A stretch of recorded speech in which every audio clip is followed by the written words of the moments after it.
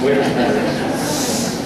Cuando nos propusimos conmemorar y celebrar los 50 años de la constitución de la parroquia de Pilarica, conmemoración que tendrá lugar sobre todo en los primeros días de noviembre de este año, pensamos que sería también un buen momento para la reflexión, para detenernos un poco y mirar no solo a los tiempos pasados, sino también al momento presente, de tal manera que dialogáramos y nos ayudáramos a seguir siendo una comunidad atenta a la palabra de Dios y a la realidad del barrio, de las personas, de nuestro mundo. Por eso la comisión que ha preparado los encuentros conmemorativos ha organizado en el mes de abril estas charlas y ha solicitado la presencia de algunos testigos lúcidos, no solo testigos de nuestro tiempo, sino testigos del camino de la propia parroquia. Podemos decir que tenemos la suerte de que les conocemos y de que también ellos se sienten en su casa. A Toño le hemos pedido que nos oriente, como tantas veces ha hecho, que nos dé algunas pistas, que nos regale algunas preguntas también para vivir hoy la fe, la espiritualidad y la vida parroquial. Bienvenidos todos, de Pilarica y de Belén también, que ahora hacemos el camino juntos como unidad parroquial. Le dejo la palabra a Juancho para que reitere a Toño nuestra bienvenida, porque presentación apenas necesitas. Bueno, y empezaba yo porque ¿quién no conoce a José Antonio García? Todos lo conocemos, todos hemos tenido de una u otra forma contacto con él, por lo que sería casi superfluo gastar tiempo de tu intervención para presentarte en esta casa, como no es necesario presentar a los que son de la propia familia. Sin embargo, tu presencia en la celebración de los 50 años de la parroquia, de la que tú fuiste artífice en tus primeros años, nos permite acercarnos a algunos momentos de tu historia personal que han ido configurando tu manera de ser y la sabiduría que desde el Espíritu de Jesús nos pasa a transmitir. En un pueblecito del Valle de Valdivieso, Arroyo de Valdivieso, un valle fluvial del río Ebro, a su paso por el norte de la provincia de Burgos, nació hace ya tiempo el hijo de Pedro y Felisa, que viviría compartiendo sus primeros juegos y su cariño con sus tres hermanos mayores. Pronto sintió la vocación religiosa y entró en el noviciado de los jesuitas en Orduña para completar su etapa de formación en Villagarcía, Loyola y, en comillas, siendo maestrillo. Es ordenado sacerdote en el año 68. También está en celebración. Así que enhorabuena, 50 años de sacerdote. En su cuarto año de sacerdote y de la creación de la parroquia en el año 72, llegaba Toño destinado a Pilarica, a formar parte del primer equipo liderado por Ventura como párroco, con Gallo y Gilberto Herrán, hoy presentes en nuestra memoria. Pasaste 10 años viviendo entre nosotros, en vecindad. A lo largo de los años siguientes se fueron incorporando otros compañeros que forjarían el espíritu del barrio y de la parroquia, que en estos días de reflexión queremos poner en valor y a punto para los nuevos escenarios en que hoy nos toca vivir. Después de unos años se le pidió a él, no sin algunas reticencias suyas, que asumiera ser segundo párroco de Pilarica, responsabilidad que ejerció durante 7 años. Después de dejar Pilarica, se dedicó a la formación de los jóvenes jesuitas, siendo superior en el piso de San Leopoldo de Plaza Castilla, donde pude apreciar personalmente su perfil humano y espiritual, su cercanía, su capacidad de escucha, su comprensión en aquellos momentos decisivos de la historia personal. Paralelamente, compaginó su dedicación como formador de jóvenes generaciones con la dirección de 2 revistas jesuíticas, Manresa y Salterno, donde escribió varios artículos sobre espiritualidad. Ha publicado también Hogar y Taller, en el año 85, En el mundo desde Dios, sobre la vida religiosa, y una selección de escritos espirituales de Cambrane y un libro del 2007 de Hogar con el Padre Arrombe. En el año 2011 publica Ventanas que dan a Dios, cuyo hilo conductor es una confesión de fe muy internamente asumida por él y vivida por él. Dios es una presencia real y que las experiencias humanas están llamadas a ser ventanas que dan a él. Para muchos, la experiencia humana vivida que hemos vivido en Pilarica durante años ha sido una ventana abierta a Dios y a los demás. La parroquia nos ha ayudado en nuestra fe como cristianos y en el compromiso social.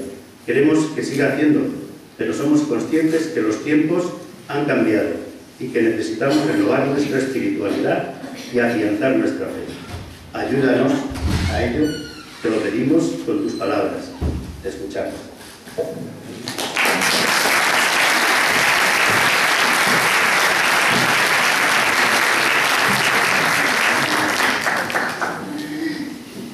Muchas gracias a Juancho por su presentación y encantado de estar con todos vosotros esta tarde.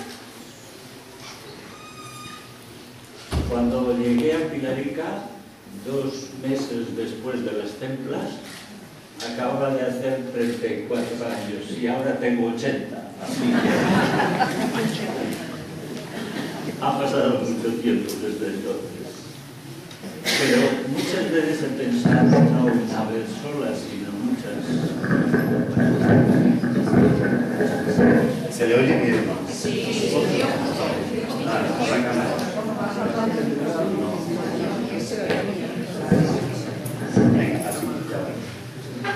Muchas veces he pensado que los 10 años que pasé en Pilarica con vosotros han sido los 10 años más decisivos de mi vida. Y fundamentalmente no es por lo que hice, sino por lo que recibí en medio de vosotros. Esto es verdad. En aquel entonces el contexto social, político y religioso era muy distinto al de ahora. Era mucho más conflictivo, etc. Tanto en aquel momento hicimos lo que nos parecía que había que hacer, tanto en la transmisión de la fe como en la presencia pública de la parroquia en el barrio, con sus limitaciones, aciertos y desaciertos. Y lo hicimos empujados por la fe en Jesucristo y mantenidos por una determinada espiritualidad. La pregunta que se me ha planteado ahora no es por el pasado, es más bien por el presente y por el futuro. Es decir, ¿qué espiritualidad y qué fe serán capaces de mantener viva la parroquia de Pilarica Belén como una fraternidad en torno al Señor, en torno a Jesús, como una comunidad en salida, no autorreferenciada hacia sí misma, no encerrada, como una vida parroquial que haga presente aquí en Pilarica y Belén la Iglesia de Jesucristo?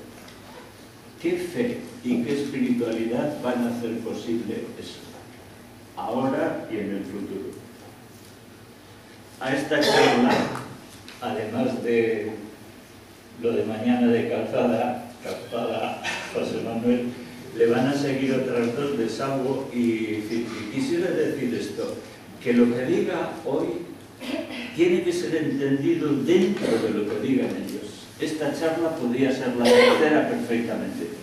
Si Sabo va a hablar sobre la transmisión de la fe y Cipri sobre la presencia pública de la parroquia en el barrio, lo que yo voy a decir se entiende solo dentro de eso, no aparte de eso.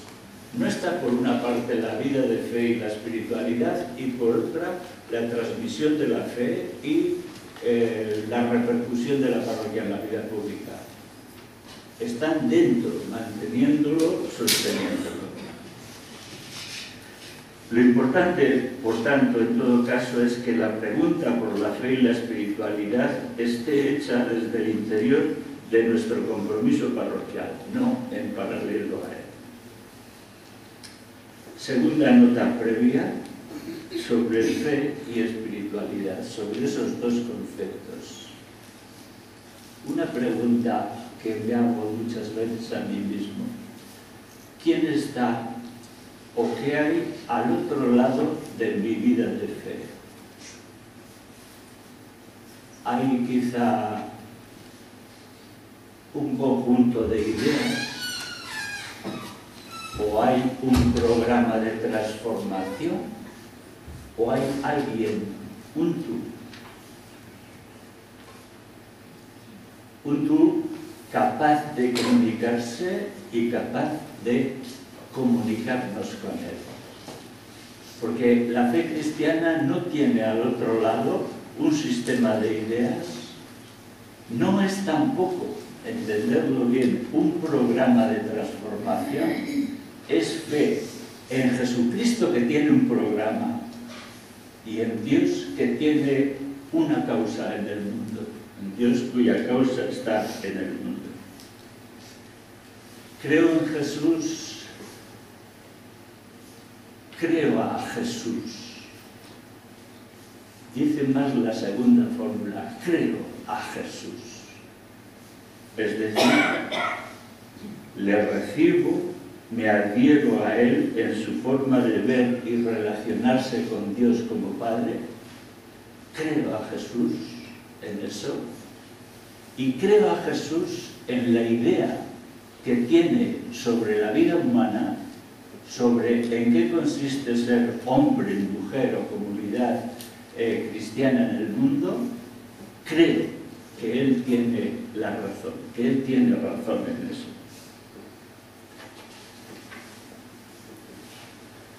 La fe en Cristo conlleva la adhesión a Él y la confianza en Él. Creo en Jesús creo a Jesús es similar a confío en Jesús. Pero conlleva igualmente la recepción de su Evangelio y la implicación en el proyecto, en su proyecto. Siempre hay una doble polaridad que está en peligro de desequilibrio. Y es o una fe que se dirige intensivamente a Dios, pero a un Dios sin mundo, y ahí están todos los espiritualismos que ha habido en la historia y que puede haber ahora mismo. O atención, una fe que se dirige a un programa, pero sin Dios.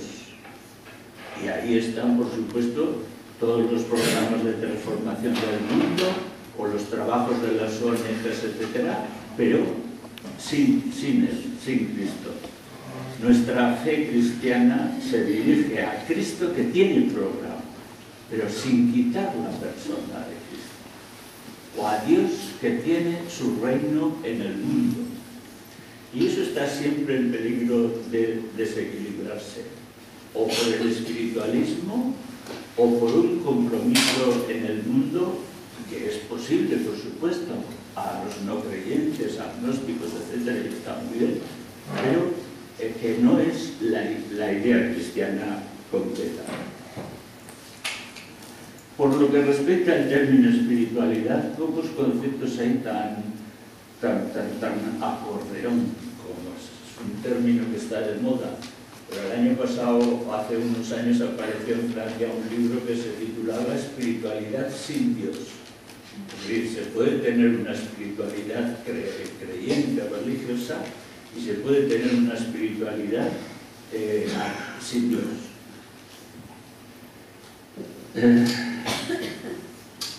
Quedémonos con esta especie de definición, aunque sea incompleta, imperfecta.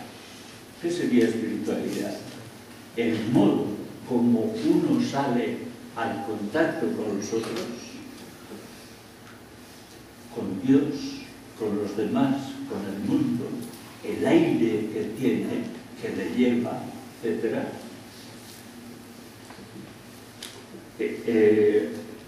A la búsqueda de un significado de la vida, etc. Si hablamos de espiritualidad cristiana, estamos entendiendo entonces que ese modo de salir al mundo, de salir de nosotros mundos hacia los demás, está inspirado en el modo como salió Jesús de sí al encuentro con la gente de entonces.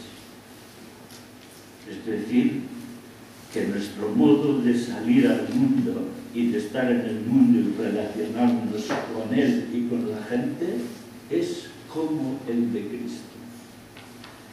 En aquel pasaje de Lucas 4 que tantas veces hemos leído y meditado, se dice: el Espíritu de Dios está sobre mí, Él me ha enviado. Eso lo dice Jesús de sí mismo. Pues eso podríamos decir nosotros también. El Espíritu de Jesús está sobre nosotros, Él nos ha enviado. Paso a lo que podría ser el núcleo de esta charla, porque todo lo anterior ha sido como una introducción. Oportunidades de la parroquia, tal como yo lo veo, pero desde aquellos 10 años de Pilarica yo no he vuelto a estar en parroquias, así que hace mucho tiempo ya que no. Entonces, un poco desde fuera, pero ciertamente muy desde dentro también, esto es lo que me parece que puedo decir. ¿Qué llamadas se dirigen hoy a la parroquia desde nuestra situación? No desde la situación del 68, sino ahora. Primero, que la comunidad parroquial sea una comunidad de memoria. Comunidad de memoria. Aclaro el problema. Una comunidad de memoria es un grupo humano, grande o pequeño, que vive de un recuerdo, de un hecho fundacional, y que ese hecho fundacional, ese recuerdo, lo pone en el centro de su vida, lo celebra, lo recuerda, vive de él.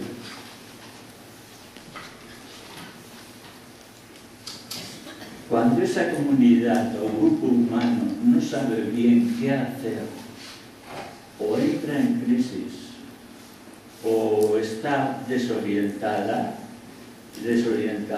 ese grupo humano vuelve los ojos siempre al hecho fundante para orientarse. Pasar por crisis es normal, pero hay una pregunta que hacerse: es ¿qué hacer en el tiempo de crisis? Volver a Jesús, para tratar de inspirarnos en Él en este momento presente. Así, la comunidad de memoria rehace su camino y se pone de nuevo en camino. Este grupo, grande o pequeño, ama verdaderamente a la comunidad de memoria que le ha traído hasta el presente a Jesús. La ama. Hay muchas razones, yo las entiendo todas, para desconfiar de la Iglesia, etcétera, etcétera. Pero hay una razón para amarla, y es que sin ella, desde la Iglesia de los Apóstoles, pasando por el Renacimiento, etcétera, etcétera, etcétera, Jesús se habría perdido en la historia. Punto. Sería como un personaje histórico más, como César, Napoleón o lo que sea, pero se habría perdido como esta es la razón fundamental para amar y querer a la Iglesia como una comunidad de memoria.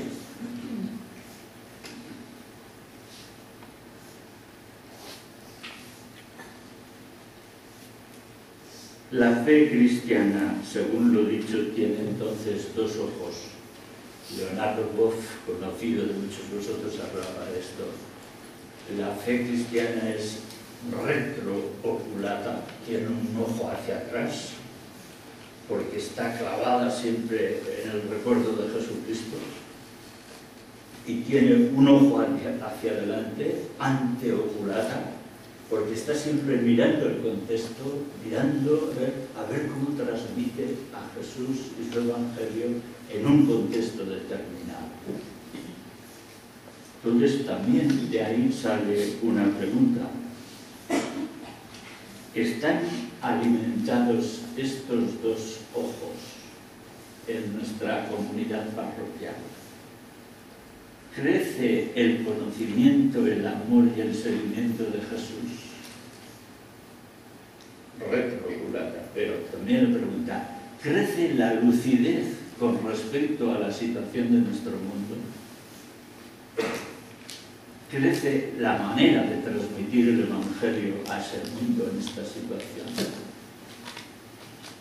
Es una pregunta amable, porque las preguntas así cabreadas es mejor no hacérselas. Sí, claro, porque no llevan a ningún sitio, pero uno se pregunta si es cierto que la fe tiene dos ojos, uno fijado en Jesús y otro fijado en los contextos en que vivimos. Esas dos miradas crecen, o están estancadas, o se han quedado ahí, como si el tiempo no avanzara, como si nada cambiara, etc.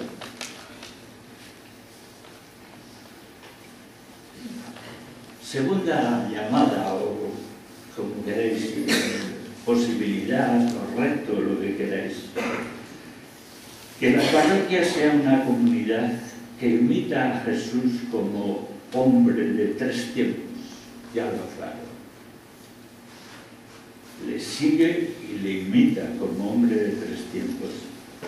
En Jesús se descubren claramente tres niveles en su vida, tres tiempos, como queréis llamarlos, ¿no? Tres espacios de actuación. Uno, el tiempo de la acción, el tiempo del compromiso, el tiempo de la defensa de los pobres, de las mujeres, de los niños, de los enfermos, las curaciones, todo. Le quitas eso a Jesús y no hay quien lo reconozca. Ha quedado un Jesús totalmente etéreo y falsificado totalmente, ¿no? Es el tiempo de la acción. Sin ese tiempo Jesús no es Jesús. Y todo ello lo hace como enviado por su Padre. Es decir, Jesús no parece un obrero autónomo, sino parece un obrero encargado por otro. Está siempre en una relación directa con su Padre. Yo no hago nada que no haya visto hacer a mi Padre. Yo no hablo ni una palabra que no se la haya oído decir a mi Padre antes. Primer tiempo. Una comunidad parroquial sin ese primer tiempo deja de ser comunidad cristiana. Claramente. Pero en Jesús se descubre un segundo tiempo, un segundo nivel, que son sus marchas solitarias al monte. De repente los sinópticos están atravesados siempre por esta, dejándolos a todos, se marchó solo al monte ahora. Y en un momento aparece con un lenguaje fuerte, les mandó a la gente que se volvieran a esto, les obligó a que se marcharan y dejó a sus discípulos y se fue. Es decir, en Jesús hay un deseo interior irreprimible de vivir en un segundo tiempo cara a cara con Dios. En la acción ha vivido cara a cara con Dios, pero en el monte es otra manera de vivir el cara a cara con Dios. Es el mismo Dios, pero otra manera de buscarlo y de vivirlo. Amigos, amigas, sin este segundo tiempo, Jesús no es Jesús. No es Jesús. Exactamente igual que sin el primero tampoco es Jesús. Jesús que encuentra a Dios mientras va de camino, a veces se sale del camino para encontrar a Dios. Al mismo Dios encontrado de otra manera.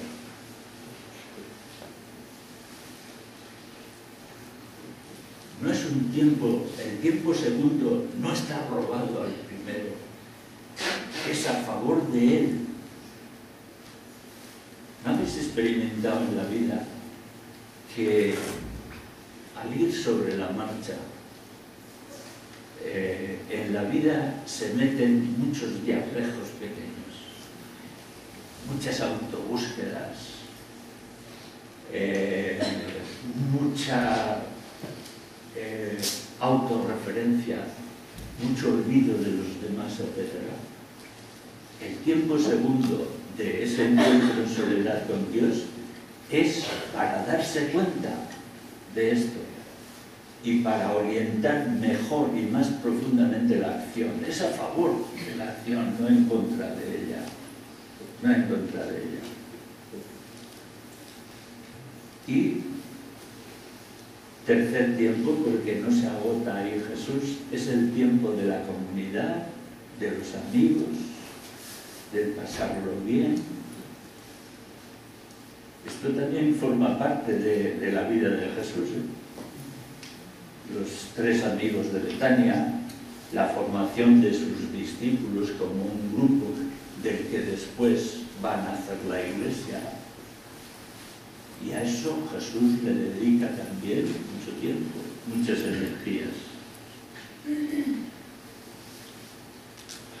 Un sociólogo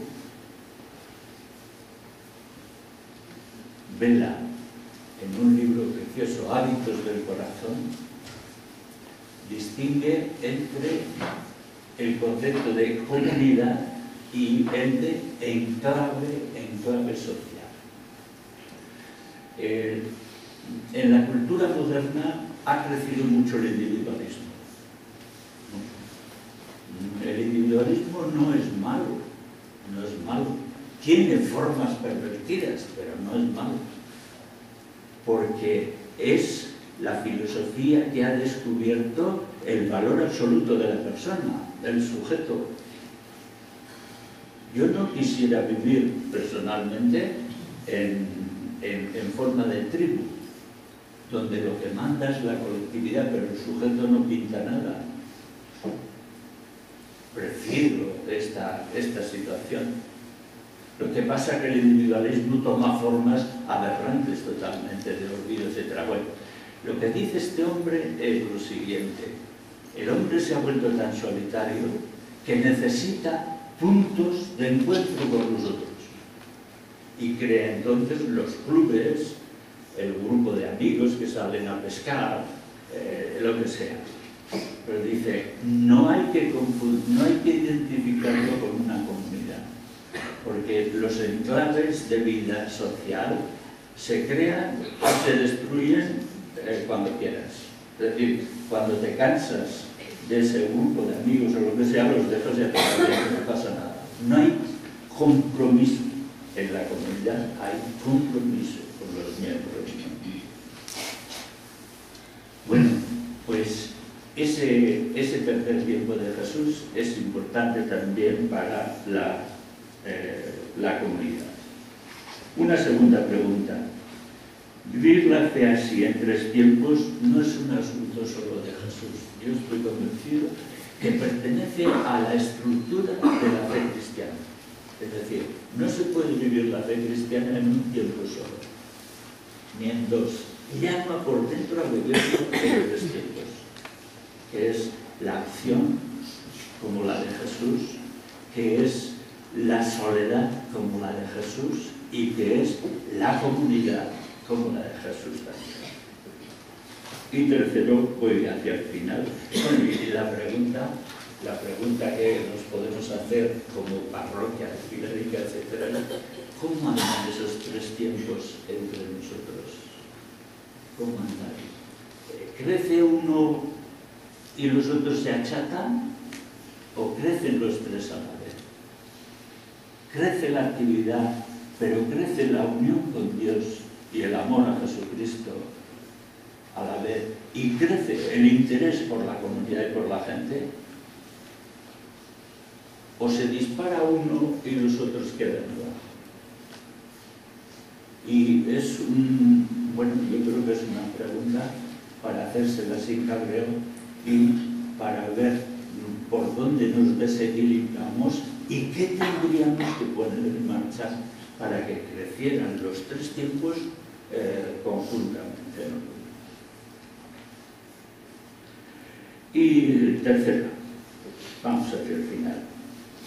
Uno de los mayores teólogos católicos del siglo XX, Karl Rahner, escribió que la espiritualidad cristiana del presente, es decir, la de ahora, ha de contener tres características. Eso vale también para la parroquia, tanto como comunidad como individuos. Como individuos, eso creo yo. Primero, las características. Una relación personal e inmediata con Dios. Una característica de la fe actual. Pero la razón es esta. Fijaos sobre todo los que procedéis conmigo de los pueblos. El cambiazo tremendo que se ha dado. En el pueblo no había que hacer ningún esfuerzo por mantener la fe. ¿Por qué? Porque estaba tan apoyada socialmente que ella misma se mantenía. Y si había alguno increyente era como un bicho raro. ¿Por qué? Estaba sostenida, se acabó. Hoy la fe cristiana no está sostenida socialmente. Y por eso dice Rahner, cuando no hay apoyos estructurales para la fe, o tienes una experiencia que él llama experiencia mística de encuentro con Dios, o si no, probablemente la fe irá derivando poco a poco en no fe. En no fe.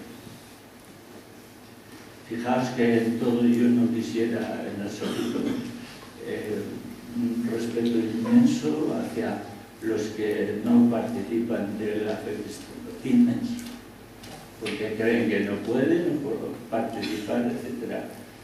Pero los que sí estamos interesados, tenemos que ser lúcidos con esto. Tenemos que ser lúcidos. Al darse los apoyos de la fe y al haber un pluralismo grandísimo de opiniones, de posturas, etc., o hay una experiencia personal honda de encuentro con alguien, con un tú, o si no, esa experiencia cristiana irá para abajo. Rahner lo expresaba así, con una frase que se ha repetido mucho: el cristiano del futuro, que ya es presente, o será un místico o no será cristiano, dejará de ser cristiano.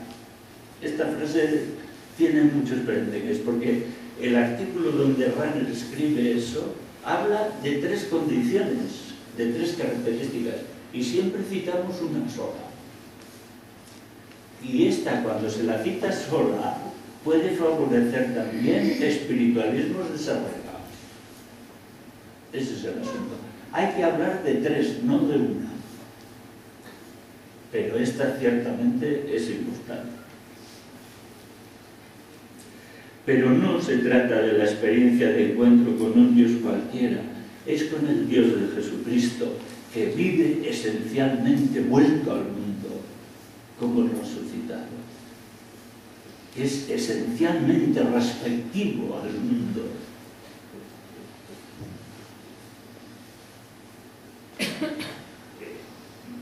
Vinculado al sufrimiento, a la alegría del mundo.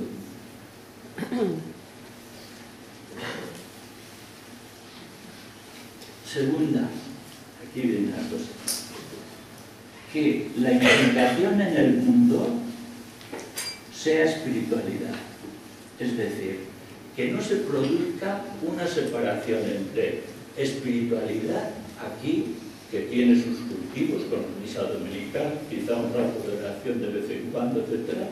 Esto es, y aquí está mi profesión, mi trabajo, mi compromiso en el barrio, etc. Pero son dos cosas en paralelo, no tienen que ver ni hablar. Estamos llamados a que la implicación en el mundo sea un proyecto espiritual también, es decir, un lugar donde encontramos a Dios, donde le amamos, donde nos dejamos amar por Él, donde nos unimos a su proyecto y a su sueño sobre el mundo. Ahí. Sí. En los templos griegos y romanos había un pasillo largo que daba a un recinto que era el fanum, lo sagrado. Allí estaba la divinidad. Y el profano era el camino de llegada, que estaba fuera del templo, ¿no? Es decir, existía lo santo y lo no santo. Se acabó. Todo es sagrado. Todo. En todo estamos llamados a encontrar a Dios,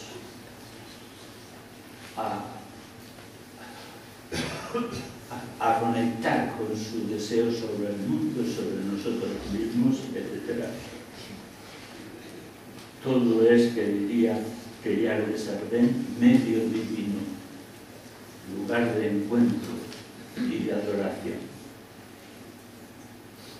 Y el lenguaje de Ignacio de Loyola suena la cosa así: es preciso buscar y hallar a Dios en todas las cosas, a Él en todas amando y a todas en Él. Es decir, la meta es, cuando te relacionas en horizontal, por decirlo así, con las realidades del mundo, se te invita a que encuentres a Dios en ellas y te unas a Él.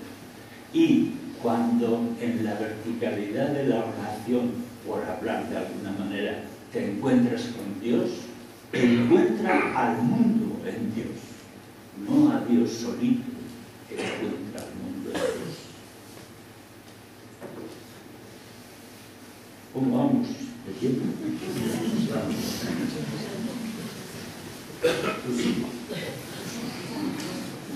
La tercera característica, hablo apenas de ella, es que es un nuevo concepto de ascética. Dice Rahner, como quieras vivir así, no hace falta cilicios y disciplinas, pero tendrás que disciplinar mucho tu libertad. Tendrás que ser muy serio para no distraerte del camino, que diría el Papa. Porque si no, no mantendrás fija la libertad que has querido. Entonces, son las tres características a la vez, no una. Y por fin, ya la pregunta sería, pues ¿cómo avanzan? ¿Avanzan las tres a la vez, estas tres características? Una experiencia honda de Dios como un tú, no como una fuerza, como un tú, infinitamente distinto de nosotros, pero con la característica del tú libre y amable. Esa es la primera. Segunda, que nuestra actividad en el mundo sea una actividad ella misma espiritual, es decir, que sea el lugar de encuentro con Dios a la vez de servicio a los demás. Y la tercera, eso requiere una nueva ascesis, que no está hecha de cilicios, sino de renuncia a muchas cosas, en favor de una. Bueno, a modo de síntesis y conclusión, ¿qué ve ese ojo hacia adelante de la fe en la cultura israelí? ¿Qué ve? Hay un libro por ahí que se llama Pronóstico de la Fe, que sitúa así: ve un tipo de hombre y mujer, así lo llama él, deprimidos por debajo de sí. Es decir, el hombre y la mujer actuales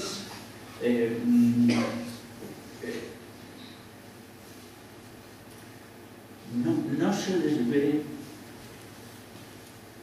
como demasiado satisfechos, demasiado contentos como va el mundo, demasiado pacificados internamente. Hablando históricamente, podríamos decir, el hombre del Renacimiento es un hombre optimista, porque crece la técnica, pero crecen también las esperanzas. En este mundo nuestro crece el optimismo tecnológico, pero el cultural no. Basta leer los análisis sociales de esto para ver que hay una grandísima preocupación por la marcha del mundo, etcétera, etcétera. Y entonces, desde esa situación deprimida, así lo llama este autor, el hombre y la mujer modernos elevan la mirada y dicen: ¿quién me va a dar a mí aliento y esperanza? Vida por dentro. ¿Qué agencia por ahí? ¿Hay alguna agencia que me transmita esperanza, vida, ilusión, etcétera? Y al mirar a la Iglesia, en general, no la encuentra. No encuentra que la Iglesia sea en este momento, para muchísimas gentes, esa agencia que comunica sentido, alegría, esperanza. Pero es cierto que esta respuesta no puede generalizarse. Hay lugares de Iglesia que sí la comunican. Hay fenómenos de Iglesia que sí la comunican. Como globalidad parece que no. ¿Qué ve ese ojo hacia adelante? Un tipo de hombre y mujer con ansia, con deseo de experiencia, de trascendencia. Y esto crece como está creciendo la espiritualidad en el mundo, de formas a veces extrañas, y las búsquedas también a veces extrañas. ¿La encuentra en la Iglesia? Sí y no. Sí en determinados sitios, no quizá como globalidad. Y finalmente lo que ve es un tipo de hombre y mujer que quiere tener palabra, que quiere ser palabra. No solo escuchar palabras. ¿Encuentra esa posibilidad en la Iglesia? Sí y no. En algunos lugares sí, masivamente quizá no. Sin embargo, se trata de tres componentes del Evangelio de Jesús: la alegría y la esperanza, la experiencia personal y comunitaria de Dios como Padre, la mesa compartida del pan y la palabra. Nuestra tarea es crear espacios que hagan posible esa triple experiencia. Bueno, hasta aquí, Diego.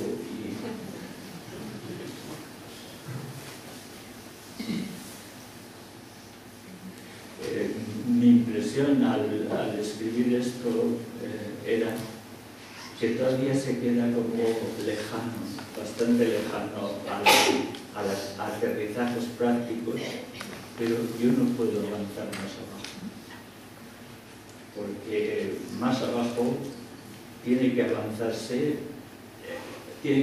la gente que está en cada situación de esas. Muchas gracias por escuchar y disculpas por...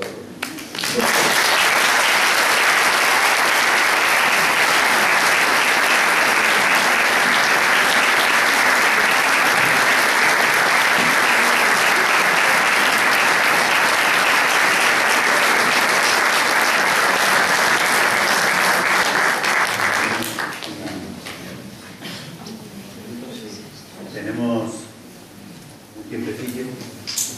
Si alguien quiere, al hilo de lo que hemos escuchado y su propia experiencia, comunicarnos algo, preguntar algo, aportarnos alguna idea, pues el micrófono está abierto. Sí, Usted ha hablado en esos 3 puntos, una parroquia con memoria. Sí, totalmente.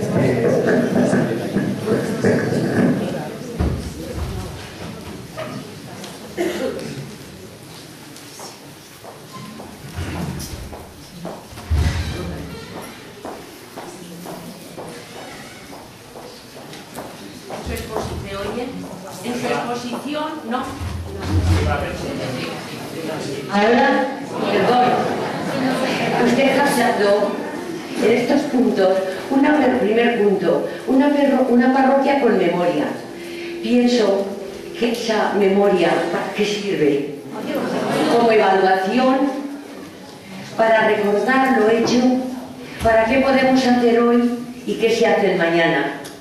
Pienso que es una necesidad para poder contemplar que esta parroquia de Pilarica, estos 50 años que usted ha vivido parte o un tiempo con ellos, ha sido un tiempo de experiencia espiritual y pastoral. Me ha encantado la exposición que ha dicho, pero ese ser memoria, ¿de verdad lo hacemos o lo queremos? Quisiera un poquito puntualizar el sentido de por qué una parroquia con memoria, padre.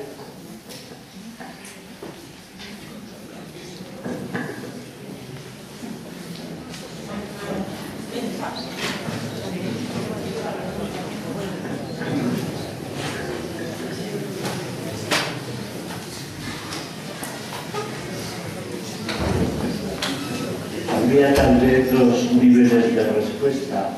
Uno más fundamental sería la memoria de la parroquia es Jesucristo.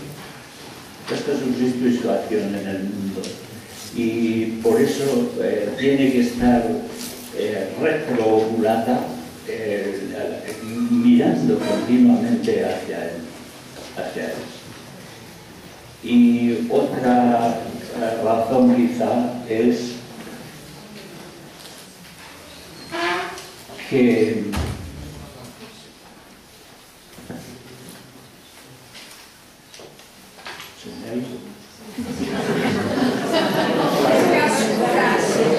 me he quedado oscuras como la luz. Perdóname, igual sale después, pero perdóname.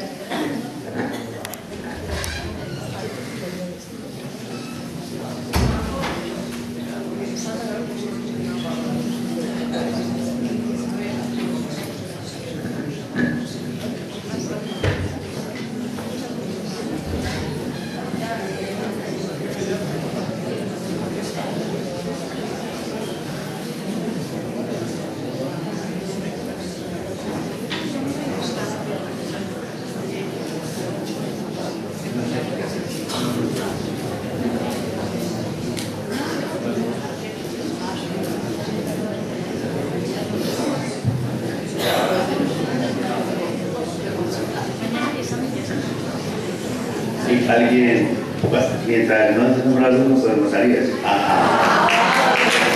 La luz, pues, ¿alguien quiere aportar una aportación? Sí, a lo que ha preguntado ella también, si alguien tiene alguna cosa.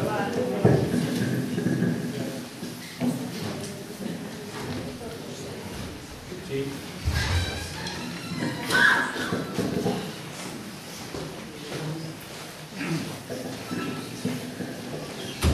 Quisiera preguntar, o más bien afirmar, que el hombre vive en tres ámbitos para mí normales, ¿no? El ámbito cósmico, el ámbito humano y el ámbito de la fe. Me parece que de la fe como misterio no se ha hablado mucho, porque lógicamente nosotros hemos sido educados, creo que más en la fe, en una religión. Entonces, en nuestra vida nuestra vida a través de los siglos en la historia, yo creo que se ha educado a los cristianos más que para vivir la fe, para vivir una religión. Y si quiere, yo creo que distinguiría: la religión es una serie de prácticas y la fe es una vivencia profunda e intensa de una persona que es Cristo. Entonces ahí estaría la dificultad de que en estos tiempos en que vivimos, perdone si me extiendo, en estos tiempos en que vivimos tenemos el sustrato y el fundamento suficiente para afrontar la vida, el ambiente en que vivimos, cuando no hemos sido educados para una fe mística. Decía usted, creo, que o somos místicos o no somos cristianos. Y yo creo que esto es una realidad, pero nosotros hemos sido educados para ser místicos, y yo entiendo ser místicos, ser profundamente cristianos, que a eso estamos llamados. No sé si me explicaron.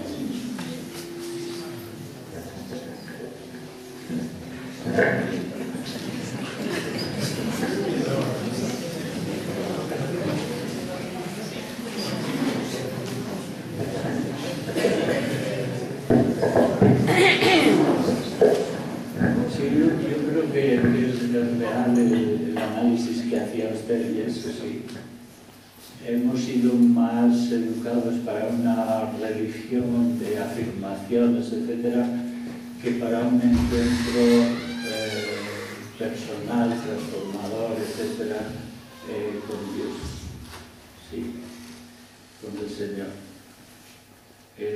La tarea nuestra ahora es que, si eso fue así, pues porque no sabían otra manera de cómo hacerlo, etcétera, todavía estamos vivos y tenemos que avanzar desde una fe recibida, etcétera, a una fe mucho más de encuentro con el Señor, de tal manera que de ese encuentro quedemos cada vez más identificados con Él y con su proyecto en el mundo, y por ahí sigamos adelante. Pero en eso yo creo que si el cristianismo se va haciendo cada vez más minoritario, tiene la posibilidad de hacerse cada vez más místico en ese sentido. Y por ahí yo creo que tendríamos que caminar.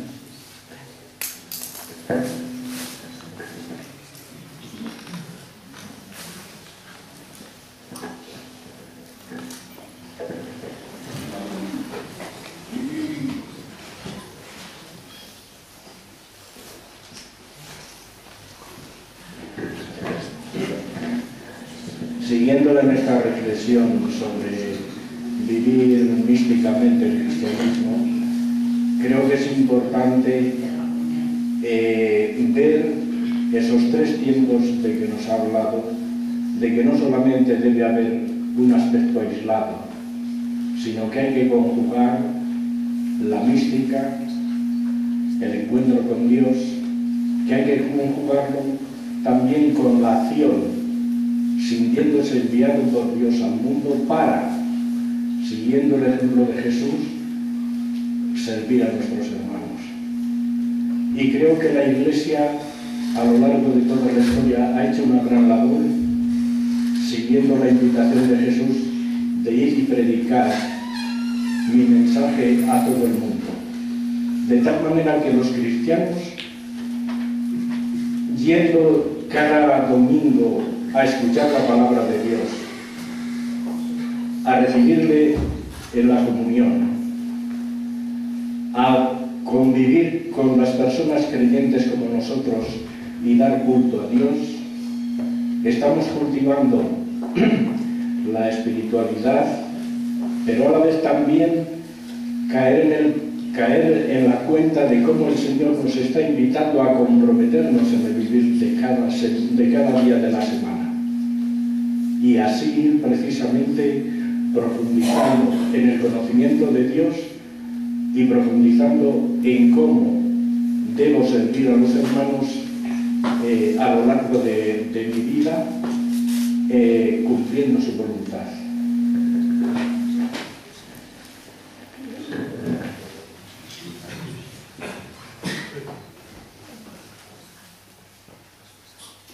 Ningún comentario.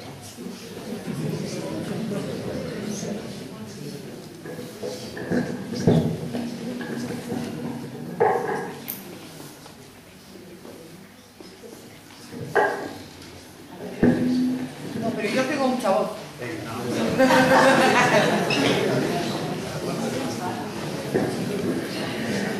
Yo creo que has dicho una cosa interesante, y es que pues tú ahora mismo has llegado a un nivel de reflexión con lo que has dicho que no te has quedado satisfecho, porque los actores de la acción parroquial, de la vida de la parroquia, de la vida de la comunidad,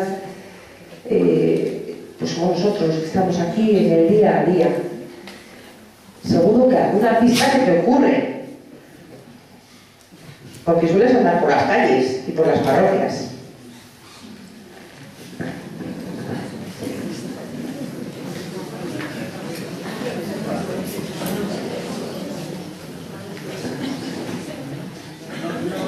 No me siento yo muy inclinado en este momento a dar así consejos o pistas, porque es la verdad. En la vida parroquial aquí estuvimos juntos 10 años, pero hace mucho tiempo que cada vez estoy más convencido de que de las cosas solo se puede hablar desde dentro de ellas.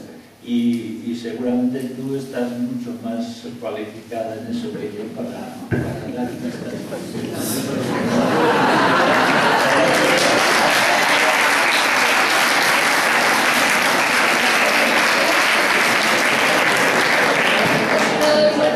Pero si quieres, una cosa sí que podría decirte, así, absolutamente personal. Para mí, que la acción parroquial de transmisión de la fe y de presencia pública en el mundo, de transformación del mundo, que esté arraigada en una experiencia mística de unión con Jesucristo y con Dios, eso me parece absolutamente decisivo e importante. Si no, me temo mucho que la erosión que viene de un mundo muy pluralista y que tiene derecho a serlo, va a ser muy fuerte. Va a ser muy fuerte.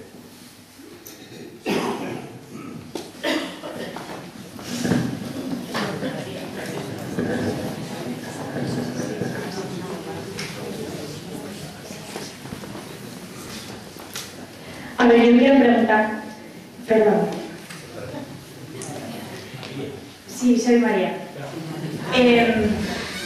Bueno, aquí hay más, me parece que mi hermano y yo somos los que bajamos la media.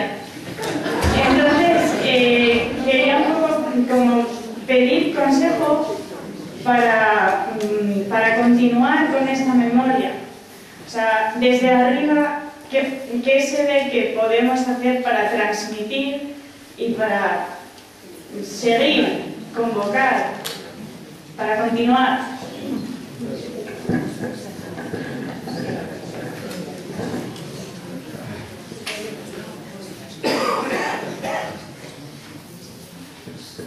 Sí, María. Yo estoy convencido, por experiencia un poco, que la fe en Jesucristo y seguirle a Él tiene un potencial de de alegría, de sentido en la vida, de olvido de uno mismo, de poner en primer plano a los otros por delante, etc., que el consejo, no sé cómo decirlo, mayor sería que Cristo resucitado sea a vuestra edad una presencia que va creciendo cada vez más en vuestro corazón y que os llene de tal sentido y tal alegría que ello mismo, esa alegría y ese sentido, sean lo que os mantiene firmes en una situación donde va a ser cada vez más difícil mantener la fe viva, porque cada vez va a estar más erosionada por otras visiones del mundo, otras concepciones, etcétera, y esto, ¿no? Eso se me ocurre así de golpe, pero yo a estas horas no estoy nada lúcido ya. Como habréis podido ver, ya no...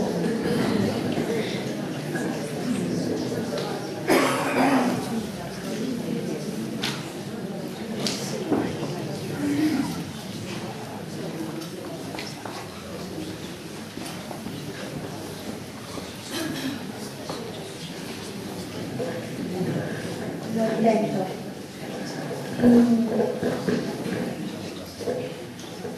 Y hablando de la mística,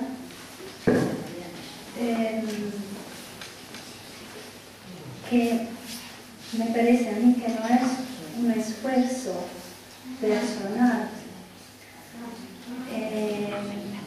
tener una experiencia con Dios,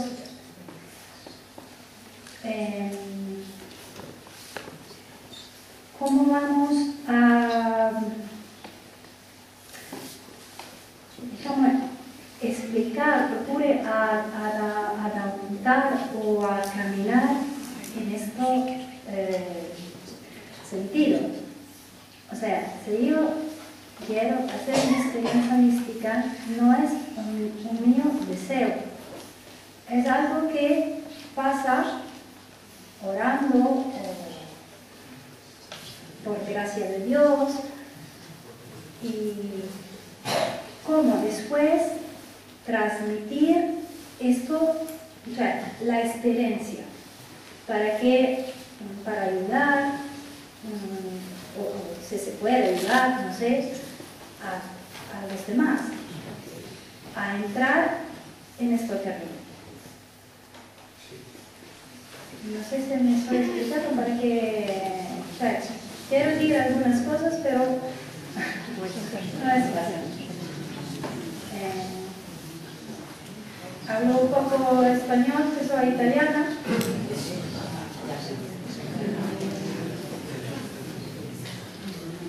Creo que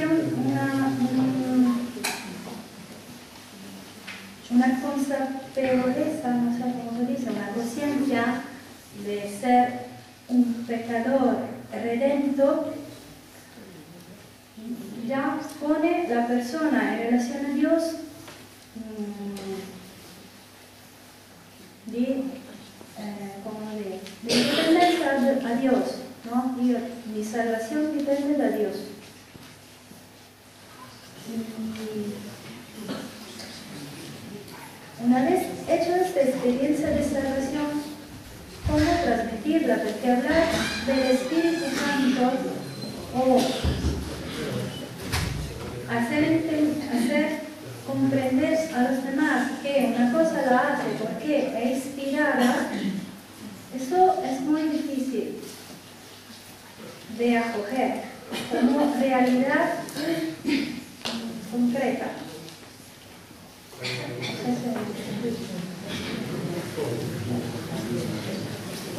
¿Cómo poder ser de ayuda a los demás si una persona tiene una experiencia para ayudar a encaminar a los demás?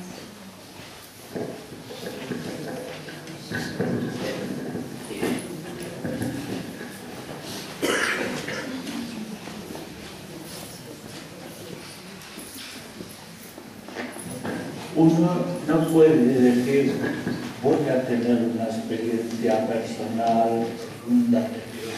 No la puedes hacer, no la puedes hacer. Pero sí el hecho de que el Señor la haga en ti, quitando impedimentos, diría Ignacio de Loyola. Es decir, tú no puedes crear la gracia de un encuentro, pero puedes poner obstáculos o quitar impedimentos para que se produzca. Y la transmisión de una experiencia de ese estilo a los demás es algo con lo que yo creo que hay que tener mucho cuidado, en el sentido de nada de imponer, nada de nada, nada de nada. O sea, me ha ocurrido y te lo cuento. Me ha pasado y te lo cuento. Y es mucho mejor dejar que sea la vida la que hable a los otros que seas tú el que quieras ponerle al otro una experiencia mística, digámoslo así, de Dios. Eso creo yo.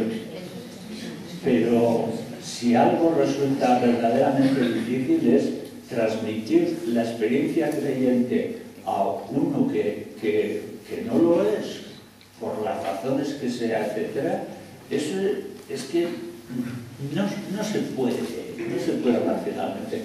Es algo que va por otros caminos que no son los de la razón solo, sino la percepción por la percepción de la vida del otro, de dónde le lleva, de cómo le hace vivir, de qué calidad influye en su vida y por ahí. Sí.